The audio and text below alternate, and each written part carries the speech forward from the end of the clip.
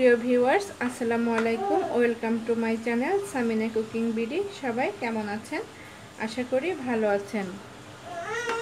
আমরা তো অনেক কিছু দিয়ে পায়েস রান্না করে থাকি। আজকে আমি রান্না করেছি কাউন চালের পায়েস। আর এটা কিন্তু খুবই স্বাস্থ্যকর এবং খেতে খুবই ভালো লাগে, আর বিশেষ করে বেবিরা খুবই পছন্দ করে।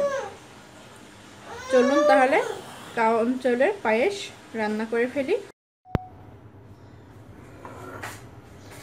পায়েস রান্না করে নেওয়ার জন্য আমি এখানে 1 লিটার দুধ একটু গরম করে এখান থেকে কমিয়ে নিয়েছি। আর এখানে আমি কাউন চালটা ধুয়ে ভালো করে পরিষ্কার করে নিয়েছি। এর মধ্যে দিয়ে দিব, দিয়ে এটা ভালো করে নেড়ে চেড়ে দিব। এটা দেওয়ার পরে অনবরত নাড়তে থাকতে হবে, নয়তো নিচে লেগে যাবে।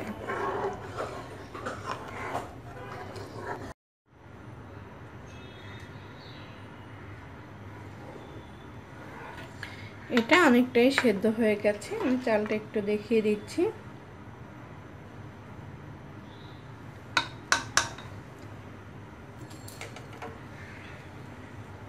এখন আমি এর মধ্যে দিয়ে দিব 3 টুকরো দারচিনি,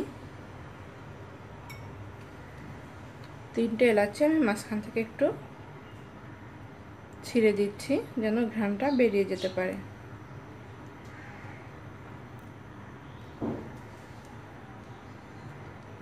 আমি এখানে হাফ কাপ চিনি দিয়ে দিচ্ছি।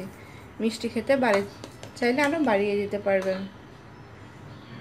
এখন আমি একটু নেড়ে চিনির স্বাদটা ঠিক আছে কিনা দেখে নেব।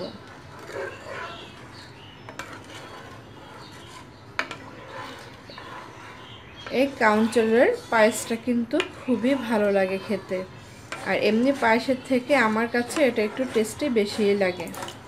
আমি এটা প্রায় সময় বাসায় করে থাকি, তাই মন চাইলে আপনাদের সাথে শেয়ার করি। এখন দিয়ে দিচ্ছি স্বাদমতো লবণ। এখন এটা আমি আবার অনবরত নাড়তে থাকবো যেন নিচে লেগে না যায়, এবং অপেক্ষা করব এই চালটা একদম পুরোপুরি সেদ্ধ হয়ে না যাওয়া পর্যন্ত। পায়েস প্রায় হয়ে গেছে। এখন ভালো একটা ফ্লেভারের জন্য দিয়ে দিব কর্নফ্লেক্স মিল্ক। এটা দিলে পায়েসটা খেতেও ভালো লাগে এবং এটা অনেকটা ঘনও হয়।